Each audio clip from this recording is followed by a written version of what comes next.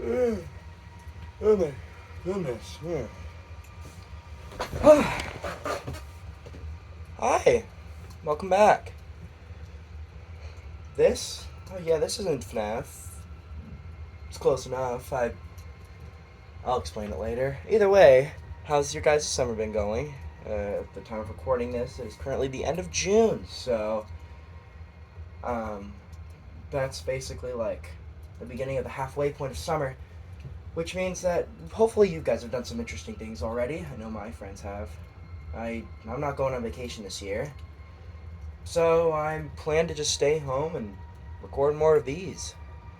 Uh, Now then, where should I begin?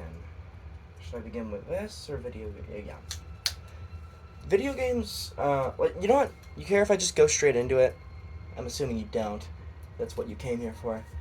Video games. Video games are my life. I love video games a lot. I play them a lot. I love them a lot. I have a lot of merchandise surrounding them. I have, I just love video games. Video games and everything surrounding them, I adore. Something about just holding a controller and just getting to be the person on the screen, having an adventure with characters you would have never met otherwise, and a world that seems all but too real in modern realism standards. You can hop into fantasy. It's awesome. Just being able to immerse yourself in a world with different characters, being a different character, being the main character, while simultaneously doing different tasks, fighting a bad guy. It's all really enthralling. I do love it. I I am a person who enjoys a lot of kinds of video games. Like RPGs are kind of okay. I played Persona 5.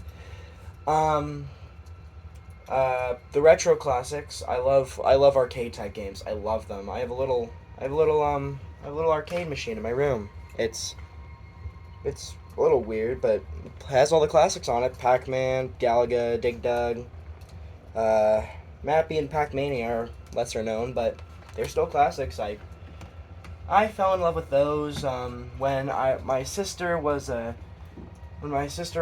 gymnast. She had gymnastics, and in their little like gymnastics facility in the corner was a little arcade machine. My mom would always give me some quarters, and I would go throw them in, play a couple rounds of Pac-Man, and just fall in love. It would just kill time trying to learn all the ghost patterns. They do have a pattern, by the way. Pac-Man ghosts: Blinky, Inky, Pinky, and Clyde. Blinky's the red one. He's the aggressive one. He'll always trail you in an attempt to get you. Pinky's the pink one. He will cut you off. Like if you're like this, he'll try to find a way in front of you. Inky kind of patrols a certain. He's like kind of a certain sector patroller. Like in certain areas of the maze, he'll kind of like stick to that one area, and then after a while go to another area. And then Clyde's the dumb one who just randomly goes around wherever he likes. Uh, as I was saying. Oh wait, why do I keep forgetting everything? So that's Pac-Man for you, in case you ever wanted to know. The ghosts do have a pattern. Galaga, I absolutely love. Galaga is one of my favorites. Bosconian is a more obscure one. It's look it up. It's hard to explain. It's basically like an open world version of Galaga, if that makes sense. Um, Dig Dug, I also love. It's okay. It's not as fast paced, so it's kind of a harder to get into. But once you get into it, you really can't stop. Super Pac-Man, I also really love. But that's just the retro stuff. I needed to move on. Modern titles I love. I have a Nintendo Switch, specifically the OLED model. I play a lot of Sonic, Mario, indie titles. Basically just the go-to Nintendo stuff you'd expect for someone with a console like this. I have been branching out in terms of video game variety recently, but I need to branch out more. I also have a PS5 down there and an Xbox One, as you can see from the accessorized controller.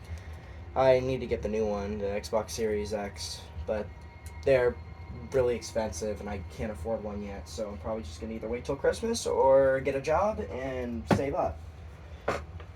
Here's the PS5 in case you wanted proof.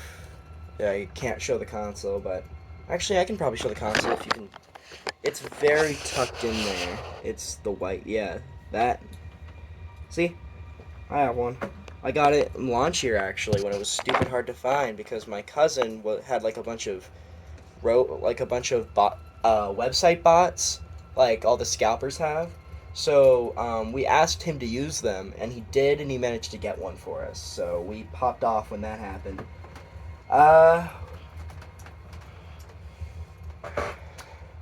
that what modern titles do I like? I am mostly a big fan of platformers, third-person shooters, third third and some first-person, mainly Doom, because the other first-person shooters just aren't good or aren't my type. Doom is the only one I actually beat. As for Xbox is kind of all over the place, mainly Halo and Forza. I love Halo. I just got into the Halo Infinite multiplayer, and it's really fun. I'll throw that up, why not? As for my PC, I got this for Christmas last year. It was $850 on sale, and I managed to raise half of that for my Christmas fund. So I gave them $450, and they used that and covered the rest of it to get me this. And I absolutely adore it. I play it every day, as you can tell, because it's always on. Uh, I mainly play a lot of Halo, Gary's Mod. I love Gary's Mod. I have poured 3,000 plus hours of my life into Gary's Mod.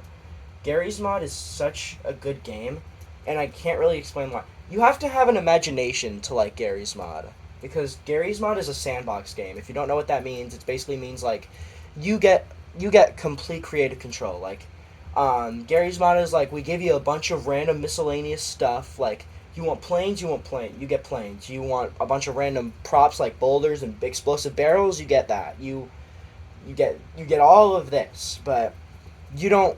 There aren't objectives. It's a sandbox game. You get to do whatever the heck you want. So, always played Gary's Mod. If there was a game where I was stranded on a deserted island and I could only have one game until I got rescued, it would be Gary's Mod, because there is no goals. You just play around with everything that is presented to you, and you just have fun. And I have over 3,000 hours in it, because I'm the imaginative type.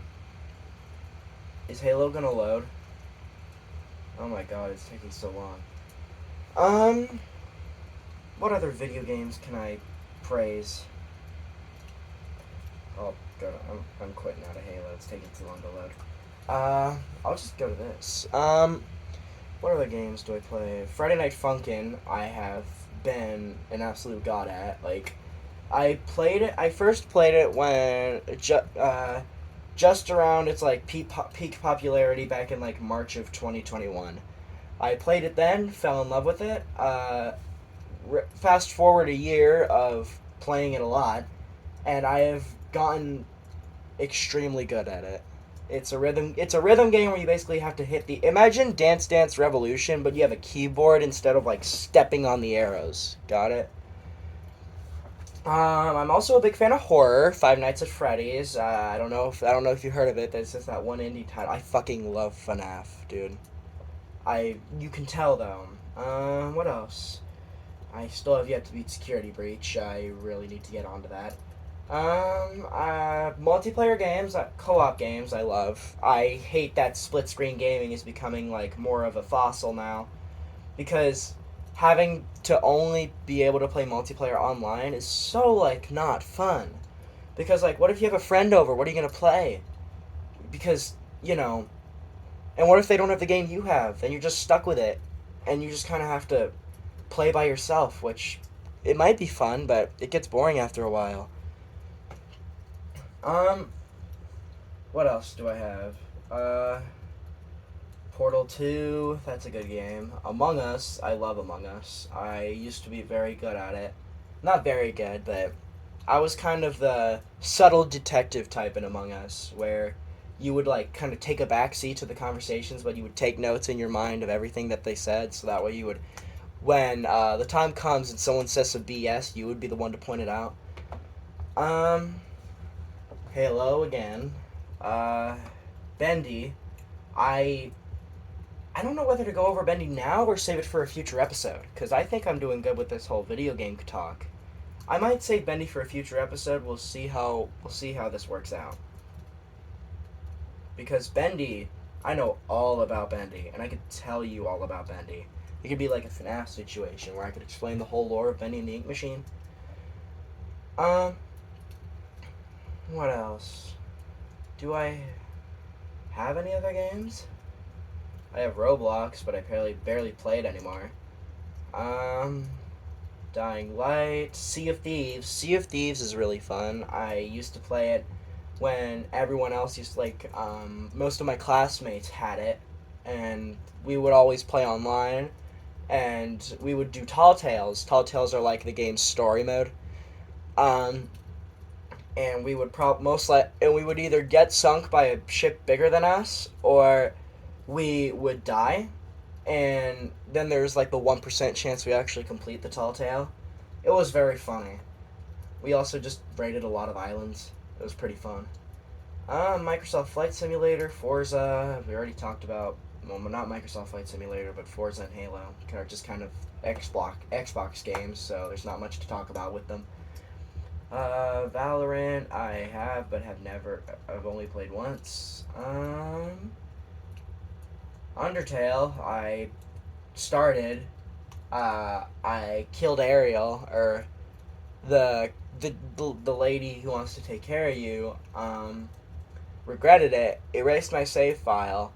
Went back, didn't kill her, and then the Flowey told me that. Flowey told me he knew that I erased my save file, so I quit the game because I got too scared. And I have yet to play it since. Oculus, I have an Oculus Quest, or I have a Meta Quest 2, or because they renamed it, Meta Quest. I have an Oculus Quest 2, the VR headset. You put it on, you like play games with it. It's FNAF VR. I play a lot on that. I have the game. What else do I have? Oh, Power Wash Simulator. Power Wash Simulator is really good. I highly recommend it if you need a game to zen to or like relax to, because it's super satisfying.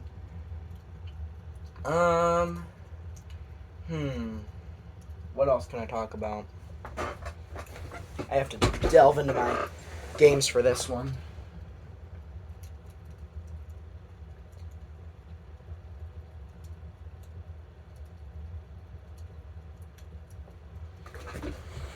Alright. Elden Ring I have, but haven't started. Ratchet and Clank Rift Apart. That's a game in the Ratchet and Clank series for the PS5. I'm working on it. I'm playing it right now. It's basically how I work with games is like I kind of take a game, I take like a small pool of games, focus on those, and then once those are out of the way, or if I just straight up don't want to finish them, I move on to the next batch. So for me right now, it's Shantae, Ratchet and Clank, and just Gary's Mod. Gary's Mod is like always in that pool because I love Gary's Mod, like a lot. What else is there in here? Super Monkey Ball is okay. It's not that good of a game. They make you pay to have the ability to jump, so it's bad. Jurassic World Evolution, it's like a dinosaur containment simulator, so I like it. I have yet to see Jurassic World Dominion. I want to go see that movie, but our schedule is really clogged up at the moment, so I'm having a bit of trouble. What else is there? Oh yeah, I have the special edition of Metroid Dread. It's if you don't know what Metroid is, Metroid's kind of like a game that like gives you a big zone, only lets you access a little of it, but those little spaces have abilities that give you the ability to get to access the rest of the areas. That's essentially what Metroid is. It involves a lot of backtracking. It's really, really fun. If you have a Nintendo Switch, get this game. Not the special edition because it's $90, probably like $150 now that they're all sold out. Because this game came out in October of last year. But get the regular version. It's the best $60 you will ever spend. I love that game. My version comes with a steelbook. The game, look for this on store shelves if you need. Comes with like art cards of all the previous Metroid games. This one sucks because it's for the NES. All NES games are hard as fuck. This one sucks because there's not a map. This one's really good. I played it on Nintendo Switch Online. It was absolutely really good. Super Metroid Fusion I bought for my Wii U. It's the system Nintendo made that came before the Nintendo Switch, but I have yet to play it. I only bought it because the Wii U eShop was shutting down, so I panicked and bought it, and I'm going to play it eventually. And then there's Dread. This one's called Metroid Dread. It also comes with an art book, but I'm not willing to show you that because it's a very thick art book, and I don't want to get it out. What other video game stuff do I have that I'm willing to show you? Glamrock Freddy plushie. I don't know if you can see him. He's right there. That's him. I bought him off of like a secondhand website for like $15 because he was sold out. I don't regret it. Where's Carl? I have two little I have a Mario Piranha Plant. I love him to death. He is really fuzzy and just super fun to cuddle. Like, look at this. He's so squishy. And then I have Carl. I named him Carl. He's a little Among Us plushie. I had to spend $50 to get him. I may have some regrets on this one. He was not worth $50. Next thing. Let's see, what else have I got? Okay. You guys are gonna love this.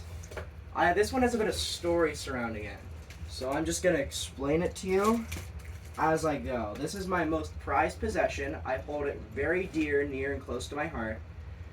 If this doesn't convince you I'm a FNAF fan, then you need to leave. I'll hide it for now. I'll place it right there. I'll just show you this, a Rockstar Freddy plushie. I kept this one when I sold the rest of them. I made like $400 off of my entire FNAF plushie collection. That was how I paid for this, my laptop. Because of how expensive they were, because like most of them were from like 2015, 16. So they were worth a pretty penny. I have no regrets because, it's an amazing laptop. Anyway, so, story time. Hang on. I need to get something. I need to get a couple things, actually.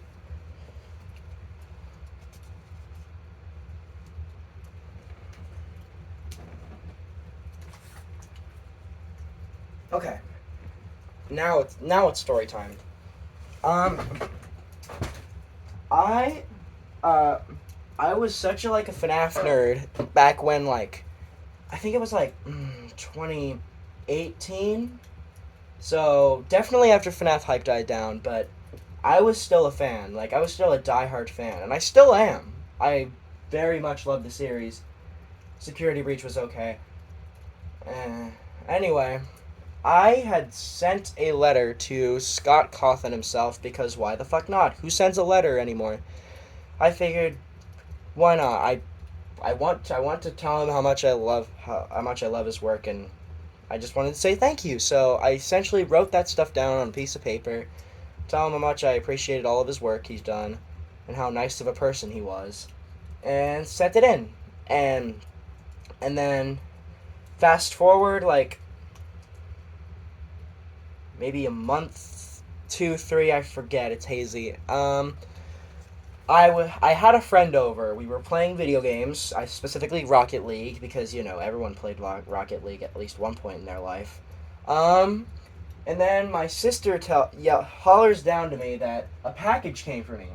So I rushed down. Like it looked like a. She said it was very important. So I rushed down, and what do I find my sister holding? A giant fucking package that says, look what it says. That says Scott Cawthon, in case you can't read it. He sent this giant fucking package to me. I didn't even ask for anything. I just told him thanks for making cool stuff. It blew my mind, so I rushed down. My friend also rushed down because, they've never seen anything like this before. Yes, I still have the package. It's very important to me. Don't judge me. I tear open the package, and the first thing I see is a letter that literally says, "Hi Parker, thanks for your letter and for being a fan. I'm sending you some cool stuff. Signed by Scott Cawthon." Isn't that just the sweetest thing? I sent him a letter just telling him thanks for being a cool person. Like, just thanks for making cool stuff. I love your stuff. You're amazing. And he sends me a giant fucking box of stuff that I never even asked for. If that doesn't convince you Scott Cawthon is a Chad, I don't know what will. So, in the package, there was this little guy. He's Twisted Foxy. If you ever read the FNAF books, which I highly doubt you have, that would be a good Fireside Chats video. I barely remember the books, never mind. Basically, imagine Foxy, but he contracted rabies and went feral. That's this one. I don't want to elaborate further anyway. Also came some, little squish-me's, the little, FNAF squish-me's. They, come back up when you squish them. See? But then, at the bottom of the bag, do you know what I find? I find one of the most mind-melding things I have ever seen. It's a pop figure. But it's not any pop figure. Do you see it? That's an autograph. Scott Cawthon's autograph. He signed this pop figure. This will be my most prized possession until the day I die. Because no words can describe my reaction to when I saw that this was signed by the man himself. Words cannot describe my happiness when the package even came, period. Just this, in particular, is one of the most important things to me. Just because a nice person sent me it after I told him thank you. That's all he did. And he gave me something that I will treasure forever. Isn't that awesome? I will never let this thing leave me. Because it is one of the most important things to me. I cannot stress that enough. I own a Scott Cawthon signed pop figure. And I can say with 100% confidence that me and Scott Cawthon were pen pals at one point.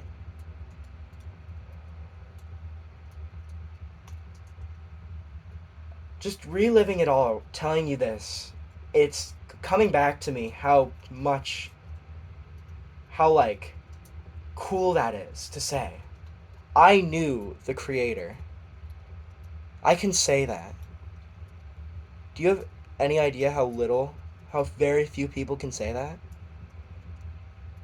All I did was send him a letter. But he sent me one back. With a bunch of stuff that I will forever keep in my room.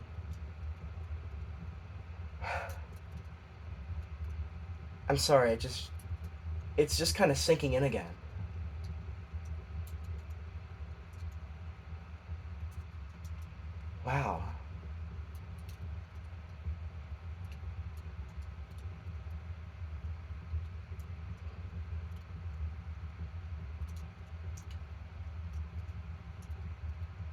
I think I'm gonna leave it there. That's a good thing to end it on. I want to remind you that I never expected a reply because I thought he was a busy man. Like, I just expected to send him a cool little piece of fan mail that would get lost in like a giant sea of letters. But the fact that he did that, like, he could not only defied my expectations by sending me something back, but he sent me more stuff back. I never even expected anything.